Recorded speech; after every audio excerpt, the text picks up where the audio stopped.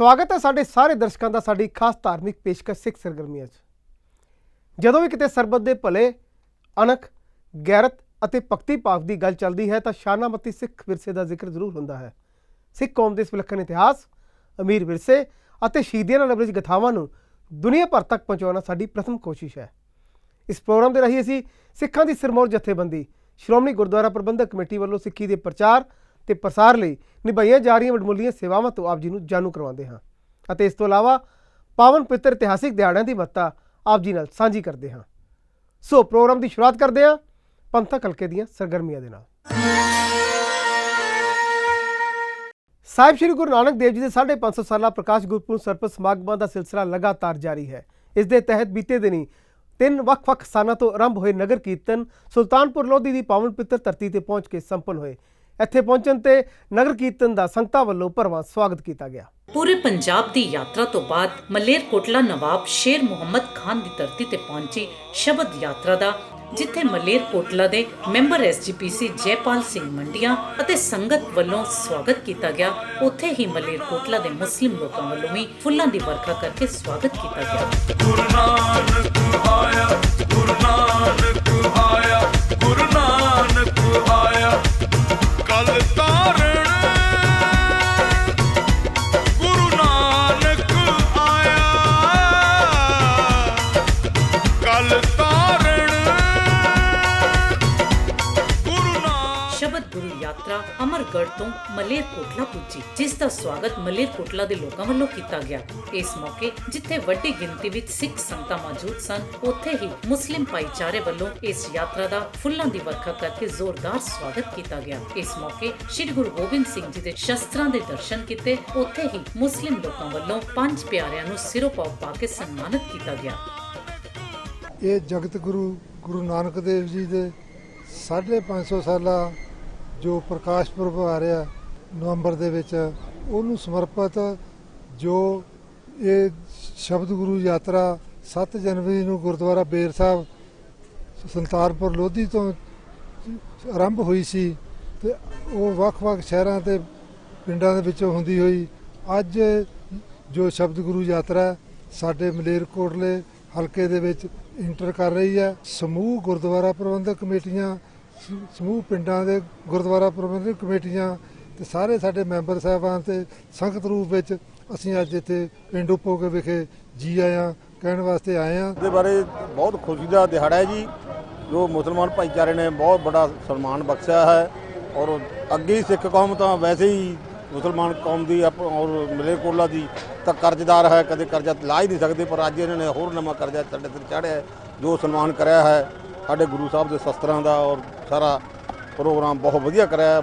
550 ਸਾਲਾ ਗੁਰੂ ਨਾਨਕ ਦੇਵ ਜੀ ਦੇ ਸ਼ਸਤਰ ਆ ਰਹੇ ਨੇ, ਉਹਨਾਂ ਦੇ ਸਵਾਗਤ ਲਈ ਅਸੀਂ ਮੁਸਲਿਮ ਭਾਈਚਾਰਾ ਸਾਰਾ ਅਸੀਂ ਇੱਥੇ ਇਕਸਾਰ ਖੜੇ ਹਾਂ ਉਹਨਾਂ ਦੇ ਸਵਾਗਤ ਵਾਸਤੇ। ਇਹ ਮੁਸਲਮਾਨ ਭਾਈਚਾਰੇ ਦੇ ਵਿੱਚ ਇਹ ਯਾਤਰਾ ਦਾ ਬਹੁਤ ਜ਼ਿਆਦਾ ਉਤਸ਼ਾਹ ਹੈ ਤੇ ਮੁਸਲਿਮ ਭਾਈਚਾਰੇ ਨੂੰ ਇਹ ਮੌਕਾ ਮਿਲਿਆ ਕਿ ਅਸੀਂ ਸਿੱਖ ਭਾਈਚਾਰੇ ਦੇ ਨਾਲ ਮੋਢੇ ਨਾਲ ਮੋਢਾ ਜੋੜ ਕੇ ਖੜੀਏ। ਗੁਰੂ ਨਾਨਕ ਆਇਆ, ਗੁਰੂ ਨਾਨਕ ਆਇਆ, ਗੁਰੂ ਨਾਨਕ ਆਇਆ, ਗੁਰੂ ਨਾਨਕ ਆਇਆ, ਗੁਰੂ ਨਾਨਕ ਆਇਆ, ਗੁਰੂ ਨਾਨਕ ਆਇਆ, ਗੁਰੂ ਨਾਨਕ ਆਇਆ, ਗੁਰੂ ਨਾਨਕ ਆਇਆ, ਗੁਰੂ ਨਾਨਕ ਆਇਆ, ਸਤਿਗੁਰੂ ਨਾਨਕ ਪ੍ਰਗਟਿਆ। ਉਧਰ ਮੁਸਲਿਮ ਭਾਈਚਾਰੇ ਵੱਲੋਂ ਕਿਹਾ ਗਿਆ ਕਿ ਮਲੇਰਕੋਟਲਾ ਦੀ ਧਰਤੀ ਉਹ ਧਰਤੀ ਹੈ ਜਿੱਥੋਂ ਦੇ ਨਵਾਬ ਸ਼ੇਰ ਮੁਹੰਮਦ ਖਾਨ ਵੱਲੋਂ ਸ੍ਰੀ ਗੁਰੂ ਗੋਬਿੰਦ ਸਿੰਘ ਜੀ ਦੇ 2 ਛੋਟੇ ਸਾਹਿਬਜ਼ਾਦਿਆਂ ਦੇ ਹੱਕ ਵਿੱਚ ਹਾਂ ਦਾ ਨਾਰਾ ਮਾਰਿਆ ਗਿਆ। ਉਹ ਸਿੱਖ ਭਾਈਚਾਰੇ ਨਾਲ ਹਮੇਸ਼ਾ ਖੜੇ ਹਨ। ਧਰਤੀ ਹੈ ਨਵਾਬ ਸ਼ੇਰ ਮੁਹੰਮਦ ਖਾਨ ਦੀ ਧਰਤੀ ਹੈ, ਉਹਨਾਂ ਨੇ ਛੋਟੇ ਸਾਹਿਬਜ਼ਾਦਿਆਂ ਦੇ ਹੱਕ ਦੇ ਵਿੱਚ ਹਾਂ ਦਾ ਨਾਰਾ ਮਾਰਿਆ ਸੀ।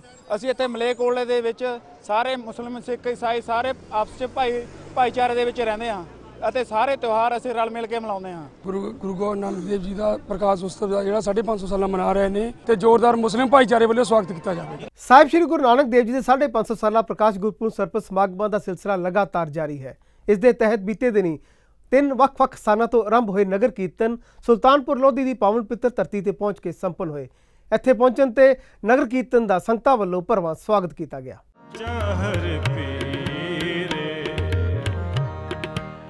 ਸਾਹਿਬ ਸ੍ਰੀ ਗੁਰੂ ਨਾਨਕ ਦੇਵ ਜੀ ਦੇ 550ਵੇਂ ਸ਼ਤਾਬਦੀ ਸਮਾਗਮਾਂ ਨੂੰ ਸਮਰਪਿਤ ਸਮਾਗਮਾਂ ਦਾ ਸਿਲਸਿਲਾ ਜਾਰੀ ਹੈ, ਜਿਸ ਦੇ ਤਹਿਤ ਪੰਜਾਬ ਤੇ ਬਾਹਰ ਤੋਂ ਨਗਰ ਕੀਰਤਨ ਦੇ ਰੂਪ ਵਿੱਚ ਸੰਗਤ ਸੁਲਤਾਨਪੁਰ ਲੋਧੀ ਪਹੁੰਚ ਰਹੀ ਹੈ। ਬੀਤੇ ਦਿਨੀ ਅਲੱਗ-ਅਲੱਗ ਥਾਵਾਂ ਤੋਂ 3 ਮਹਾਨ ਨਗਰ ਕੀਰਤਨ ਸੁਲਤਾਨਪੁਰ ਲੋਧੀ ਪਹੁੰਚੇ, ਜਿਨ੍ਹਾਂ ਵਿੱਚ ਤਰਨਤਾਰਨ ਦੇ ਖੇਮਕਰਨ ਤੇ ਦਬਰਜੀ ਤੋਂ ਚੱਲੇ ਨਗਰ ਕੀਰਤਨ ਸ੍ਰੀ ਗੋਇੰਦਵਾਲ ਸਾਹਿਬ ਤੋਂ ਹੁੰਦੇ ਹੋਏ ਸੁਲਤਾਨਪੁਰ ਲੋਧੀ ਪਹੁੰਚੇ। ਉੱਥੇ ਹੀ ਫਗਵਾੜਾ ਤੋਂ ਚੱਲਿਆ ਤੀਸਰਾ ਨਗਰ ਕੀਰਤਨ ਵੀ ਆਪਣਾ ਪੜਾਅ ਤੈਅ ਕਰਦੇ ਹੋਏ ਸੁਲਤਾਨਪੁਰ ਲੋਧੀ ਦੇ ਗੁਰਦੁਆਰਾ ਸ੍ਰੀ ਬੇਰ ਸਾਹਿਬ ਪਹੁੰਚ ਕੇ ਸੰਪੰਨ ਹੋਇਆ। ਨਗਰ ਕੀਰਤਨਾਂ ਦਾ ਜਿੱਥੇ ਜਗ੍ਹਾ ਜਗ੍ਹਾ ਲੰਗਰ ਲਗਾ ਕੇ ਤੇ ਸੁਲਤਾਨਪੁਰ ਲੋਧੀ ਵਿੱਚ ਭਰਵਾਂ ਸਵਾਗਤ ਕੀਤਾ ਗਿਆ।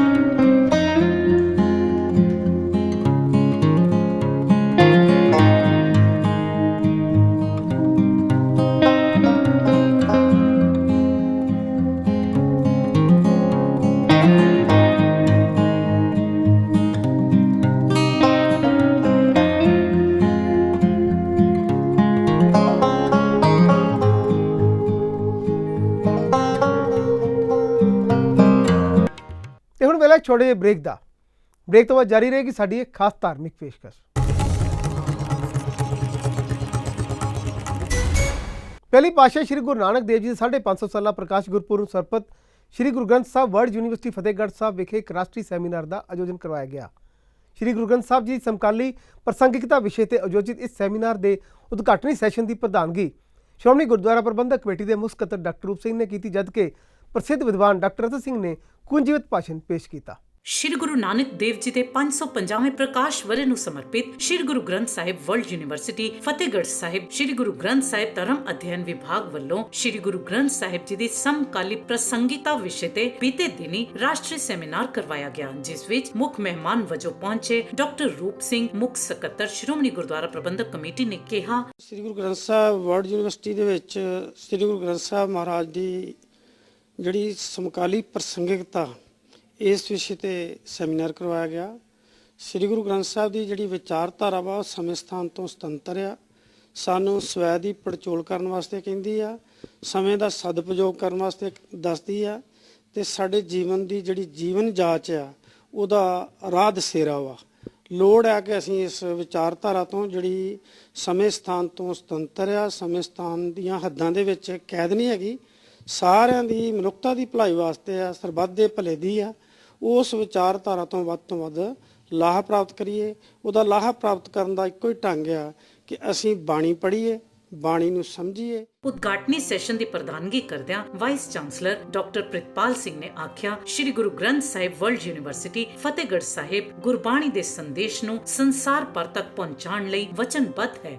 ਅੱਜ ਯੂਨੀਵਰਸਿਟੀ ਵਿੱਚ ਸ੍ਰੀ ਗੁਰੂ ਨਾਨਕ ਦੇਵ ਜੀ ਦੇ 550 ਸਾਲਾ ਪ੍ਰਕਾਸ਼ ਪੁਰਬ ਨੂੰ ਸਮਰਪਿਤ ਸੈਮੀਨਾਰ ਸ੍ਰੀ ਗੁਰੂ ਗ੍ਰੰਥ ਸਾਹਿਬ ਜੀ ਦੀ ਸਮਕਾਲੀ ਪ੍ਰਸੰਗਿਕਤਾ ਵਿਸ਼ੇ ਤੇ ਕਰਵਾਇਆ ਗਿਆ।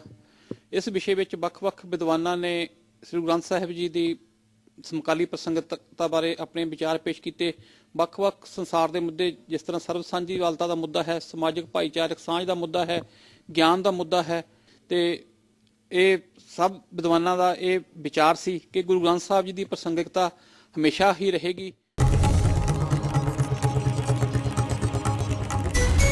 Doctor Gurnam Singh alumni Punjabi university Patiala ਬੀਤੇ ਦਿਨੀ ਸੱਚਖੰਡ ਸ਼੍ਰੀ ਦਰਬਾਰ ਸਾਹਿਬ ਵਿਖੇ ਅਕਾਲ ਪੁਰਖ ਦਾ ਸ਼ੁਕਰਾਨਾ ਕਰਨ ਲਈ ਪੁੱਜੇ। ਜ਼ਿਕਰਯੋਗ ਹੈ ਕਿ ਪਿਛਲੇ ਦਿਨੀ ਭਾਰਤ ਦੇ ਰਾਸ਼ਟਰਪਤੀ ਵੱਲੋਂ ਉਹਨਾਂ ਨੂੰ ਗੁਰਮਤਿ ਸੰਗੀਤ ਵਿੱਚ ਵਿਸ਼ੇਸ਼ ਯੋਗਦਾਨ ਲਈ ਸੰਗੀਤ ਨਾਟਕ ਅਕੈਡਮੀ ਅਵਾਰਡ ਨਾਲ ਨਿਵਾਜਿਆ ਗਿਆ। ਉਹਨਾਂ ਨਾਲ ਉਹਨਾਂ ਦੀ ਧਰਮ ਪਤਨੀ ਡਾਕਟਰ ਅੰਮ੍ਰਿਤਪਾਲ ਕੌਰ ਵੀ ਸਨ। ਨਤਮਸਤਕ ਹੋਣ ਉਪਰੰਤ ਸ਼੍ਰੀ ਦਰਬਾਰ ਸਾਹਿਬ ਦੇ ਸੂਚਨਾ ਕੇਂਦਰ ਵਿਖੇ ਸ਼੍ਰੋਮਣੀ ਕਮੇਟੀ ਦੇ ਮੁੱਖ ਸਕੱਤਰ ਡਾਕਟਰ ਰੂਪ ਸਿੰਘ ਤੇ ਮੈਨੇਜਰ ਸਰਦਾਰ ਜਸਵਿੰਦਰ ਸਿੰਘ ਦੀਨਪੁਰ ਨੇ ਸਾਂਝੇ ਤੌਰ ਤੇ ਡਾਕਟਰ ਗੁਰਨਾਮ ਸਿੰਘ ਅਤੇ ਉਹਨਾਂ ਦੀ ਪਤਨੀ ਨੂੰ ਗੁਰੂ ਬਖਸ਼ਿਸ਼ ਸਿਰੋਪਾਓ ਸੱਚਖੰਡ ਸ਼੍ਰੀ ਹਰਿਮੰਦਰ ਸਾਹਿਬ ਦਾ ਸੁਨਹਿਰੀ ਮਾਡਲ ਦੇ ਕੇ ਸਨਮਾਨਿਤ ਕੀਤਾ। ਇਸ ਮੌਕੇ ਡਾਕਟਰ ਰੂਪ ਸਿੰਘ ਨੇ ਡਾਕਟਰ ਗੁਰਨਾਮ ਸਿੰਘ ਦੇ ਗੁਰਮਤਿ ਸੰਗੀਤ ਵਿੱਚ ਪਾਏ ਯੋਗਦਾਨ ਦੀ ਸ਼ਲਾਘਾ ਕਰਦਿਆਂ ਕਿਹਾ, ਸਾਡੇ ਵਾਸਤੇ ਬੜਾ ਖੁਸ਼ੀ ਦਾ ਦਿਨ ਹੈ ਕਿ ਡਾਕਟਰ ਗੁਰਨਾਮ ਸਿੰਘ ਜੀ ਜਿਨ੍ਹਾਂ ਦੇ ਉਦਮ ਸਦਕਾ ਗੁਰਮਤਿ ਸੰਗੀਤ ਵਿਭਾਗ ਪੰਜਾਬੀ ਯੂਨੀਵਰਸਿਟੀ ਸਥਾਪਿਤ ਕੀਤਾ ਗਿਆ ਸੀ। ਗੁਰਮਤਿ ਸੰਗੀਤ ਦੀ ਜਿਹੜੀ ਵਿਲੱਖਣਤਾ ਵਾ, ਉਹਦਾ ਜਿਹੜਾ ਅਨੋਖਾਪਨ ਆ, ਉਹਨੂੰ ਸਥਾਪਿਤ ਕਰਨ ਵਾਸਤੇ ਇਹਨਾਂ ਨੇ ਜਿਹੜਾ ਵੱਡਾ ਯੋਗਦਾਨ ਪਾਇਆ, ਉਹ ਬਹੁਤ ਹੀ ਸਲਾਹੁਣਯੋਗ ਹੈ।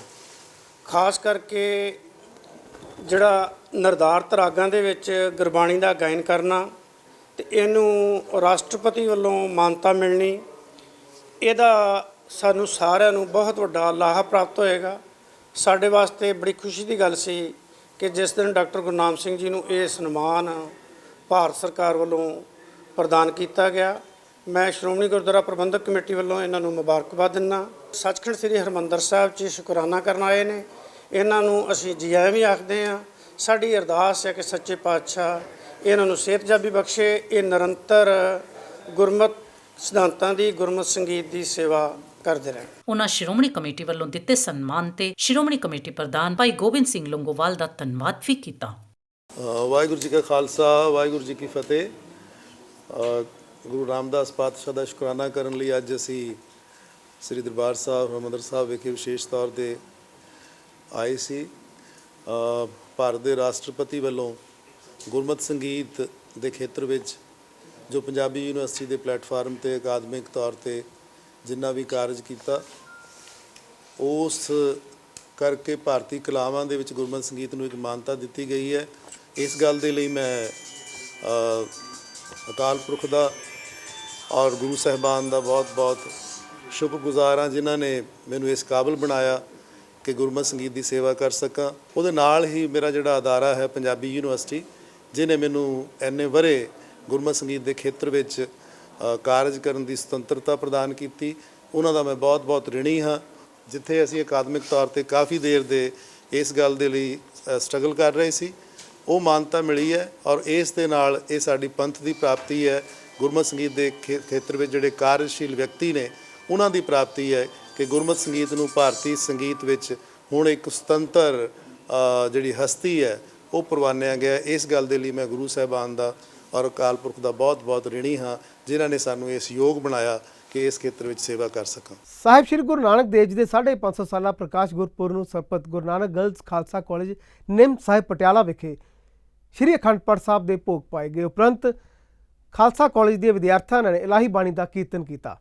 ਇਸ ਸਮਾਗਮ ਮੌਕੇ ਸ਼੍ਰੋਮਣੀ ਗੁਰਦੁਆਰਾ ਪ੍ਰਬੰਧਕ ਕਮੇਟੀ ਦੇ ਪ੍ਰਧਾਨ ਭਾਈ ਗੋਬਿੰਦ ਸਿੰਘ ਲੌਂਗੋਵਾਲ ਅਤੇ ਸਾਬਕਾ ਪ੍ਰਧਾਨ ਪ੍ਰੋਫੈਸਰ ਕਿਰਪਾਲ ਸਿੰਘ ਬਡੂੰਗਰ ਸਮੇਤ ਅਨੇਕਾਂ ਧਾਰਮਿਕ, ਸਮਾਜਿਕ ਅਤੇ ਵਿਦਿਅਕ ਸ਼ਖਸੀਅਤਾਂ ਨੇ ਹਾਜ਼ਰੀ ਭਰੀ। ਸ਼੍ਰੀ ਗੁਰੂ ਤੇਗ ਬਹਾਦਰ ਖਾਲਸਾ ਕਾਲਜ ਗਰਲਜ਼ ਨਿੰਮ ਸਾਹਿਬ ਆਕੜ ਪਟਿਆਲਾ ਵਿਖੇ ਬੀਤੇ ਦਿਨੀ ਸ਼੍ਰੀ ਗੁਰੂ ਨਾਨਕ ਦੇਵ ਜੀ ਦੇ 550 ਸਾਲਾ ਪ੍ਰਕਾਸ਼ ਪੁਰਬ ਨੂੰ ਸਮਰਪਿਤ ਇਲਾਕੇ ਵਿੱਚ ਵਿਦਿਆ ਦੇ ਪ੍ਰਸਾਰ ਲਈ ਸ਼੍ਰੀ ਅਖੰਡ ਪਾਠ ਸਾਹਿਬ ਜੀ ਦੇ ਭੋਗ ਪਾਏ ਗਏ। ਭੋਗ ਉਪਰੰਤ ਰਾਗੀ ਸਿੰਘਾਂ ਅਤੇ ਕਾਲਜ ਦੀਆਂ ਵਿਦਿਆਰਥਣਾਂ ਵੱਲੋਂ ਇਲਾਹੀ ਬਾਣੀ ਦਾ ਕੀਰਤਨ ਕੀਤਾ ਗਿਆ। ਕਾਲਜ ਦੀਆਂ ਵਿਦਿਆਰਥਣਾਂ ਨੇ ਕਵਿਤਾ ਅਤੇ ਕਵਿਸ਼ਰੀ ਦੇ ਉਚਾਰਨ ਨਾਲ ਸੰਗਤਾਂ ਨੂੰ ਗੁਰੂ ਇਤਿਹਾਸ ਨਾਲ ਜੋੜਿਆ। ਕਾਲਜ ਦੇ ਪ੍ਰਿੰਸੀਪਲ ਡਾਕਟਰ ਬਲਜੀਤ ਸਿੰਘ ਸਿੱਧੂ ਨੇ ਆਈਆਂ ਸਮੂਹ ਸੰਗਤਾਂ, ਇਲਾਕੇ ਦੀਆਂ ਨਾਮਵਰ ਸ਼ਖਸੀਅਤਾਂ, ਸ਼੍ਰੋਮਣੀ ਗੁਰਦੁਆਰਾ ਪ੍ਰਬੰਧਕ ਕਮੇਟੀ ਦੇ ਪ੍ਰਧਾਨ ਭਾਈ ਗੋਬਿੰਦ ਸਿੰਘ ਲੌਂਗੋਵਾਲ, ਸਾਬਕਾ ਪ੍ਰਧਾਨ ਪ੍ਰੋਫੈਸਰ ਕਿਰਪਾਲ ਸਿੰਘ ਬਡੂੰਗਰ, ਬੀਬੀ ਹਰਪ੍ਰੀਤ ਕੌਰ ਮੁੱਖ ਮਹਿਲਪੁਰ, ਸਾਰੇ ਮੈਂਬਰਾਂ ਨੂੰ ਕਾਲਜ ਵਿੱਚ ਆਉਣ ਤੇ ਜੀ ਆਇਆਂ ਆਖਿਆ। ਉਹਨਾਂ ਨੇ ਲੜਕੀਆਂ ਦੀ ਵਿੱਦਿਆ ਦੇ ਮਹੱਤਵ ਅਤੇ ਇਸ ਦੀ ਜ਼ਰੂਰਤ ਉੱਤੇ ਚਾਨਣਾ ਪਾਇਆ। ਇਸ ਮੌਕੇ ਬੀਬੀ ਹਰਪ੍ਰੀਤ ਕੌਰ ਮੁੱਖ ਮਹਿਲਪੁਰ ਭਾਈ ਗੋਬਿੰਦ ਸਿੰਘ ਲੌਂਗੋਵਾਲ ਨੂੰ ਕਾਲਜ ਦੀਆਂ ਮੁੱਢਲੀਆਂ ਲੋੜਾਂ ਤੋਂ ਜਾਣੂ ਕਰਵਾਇਆ। ਇਸ ਮੌਕੇ ਬੋਲਦਿਆਂ ਭਾਈ ਗੋਬਿੰਦ ਸਿੰਘ ਲੌਂਗੋਵਾਲ ਨੇ ਕਿਹਾ, ਮਾਂ ਬਾਪ ਬਾਹਰ ਨਹੀਂ ਭੇਜਦੇ, ਸ਼ਹਿਰ 'ਚ ਨਹੀਂ ਭੇਜਦੇ, ਜਾਂ ਉਹਨਾਂ ਕੋਲੇ ਇੰਨਾ ਕੋਈ ਤਾਕਤ ਨਹੀਂ ਹੁੰਦੀ ਪੜ੍ਹਾਉਣ ਦੀ ਬੱਚੀਆਂ ਨੂੰ। ਇਸ ਕਰਕੇ ਬੱਚੀਆਂ ਪੜ੍ਹ ਨਹੀਂ ਸਕਦੀਆਂ। ਕਈ ਬੱਚੀਆਂ ਮੈਂ ਦੇਖਿਆ ਪੜ੍ਹਨਾ ਚਾਹੁੰਦੀਆਂ ਹੁੰਦੀਆਂ ਨੇ, ਲੇਕਿਨ ਘਰ ਦੀ ਮਜਬੂਰੀ ਕਰਕੇ ਵੀ ਉਹ ਰਹਿ ਜਾਂਦੇ ਨੇ। ਸੋ ਇਹ ਹਮੇਸ਼ਾ ਸ਼੍ਰੋਮਣੀ ਗੁਰਦੁਆਰਾ ਪ੍ਰਬੰਧਕ ਕਮੇਟੀ ਨੇ ਔਰ ਬੜੇ ਵੱਡੇ ਉਪਰਾਲੇ ਕੀਤੇ ਨੇ। ਸਾਡੇ ਜਿਹੜੇ ਵੀ ਪਿੰਡੂ ਏਰੀਏ ਨੇ ਉੱਥੇ ਸਕੂਲ ਵੀ ਖੋਲ੍ਹੇ ਨੇ, ਕਾਲਜ ਵੀ ਖੋਲ੍ਹੇ ਨੇ, ਬਹੁਤ ਵਧੀਆ ਵੀ ਚੱਲ ਰਹੇ ਨੇ ਕਾਫੀ ਕਾਲਜ। ਸੋ ਮੈਂ ਸਮਝਦਾ ਕਿ ਸਾਨੂੰ ਬੱਚਿਆਂ ਨੂੰ ਪੜ੍ਹਾ ਕੇ ਆਪਣੇ ਪੈਰਾਂ ਸਿਰ ਖੜਨਾ, ਖਾਸ ਤੌਰ ਤੇ ਅੱਜਕੱਲ ਬੱਚੀਆਂ ਦੇ ਵਾਸਤੇ ਬਹੁਤ ਜ਼ਰੂਰੀ ਹੋ ਗਿਆ। ਇਸ ਪ੍ਰੋਗਰਾਮ ਵਿੱਚ ਸਾਡੀ ਇਹ ਭਰਪੂਰ ਕੋਸ਼ਿਸ਼ ਰਹਿੰਦੀ ਕਿ ਸਾਰੇ ਹਫ਼ਤੇ ਦੀਆਂ ਪੰਥਕ ਸਰਗਰਮੀਆਂ ਦੇ ਨਾਲ ਤੁਹਾਨੂੰ ਰੂਬਰੂ ਕਰਵਾਈਏ। ਸਾਡੇ ਇਸ ਪ੍ਰੋਗਰਾਮ ਸੰਬੰਧੀ ਜਾਂ ਸ਼੍ਰੋਮਣੀ ਗੁਰਦੁਆਰਾ ਪ੍ਰਬੰਧਕ ਕਮੇਟੀ ਸੰਬੰਧੀ ਤੁਸੀਂ ਕੋਈ ਰਾਏ, ਕੋਈ ਸੁਝਾਅ ਦੇਣਾ ਚਾਹੁੰਦੇ ਹੋ ਤਾਂ ਮੇਲ ਕਰੋ feedback@ptcnetwork.tv ਤੇ। ਅਗਲੇ ਹਫ਼ਤੇ ਫਿਰ ਹਾਜ਼ਰ ਹੋਵਾਂਗੇ ਸਿੱਖ ਸਰਗਰਮੀਆਂ ਲੈ ਕੇ। ਤਦ ਤੱਕ ਲਈ ਦਿਓ ਇਜਾਜ਼ਤ। ਵਾਹਿਗੁਰੂ ਜੀ ਕਾ ਖਾਲਸਾ, ਵਾਹਿਗੁਰੂ ਜੀ ਕੀ ਫਤਿਹ।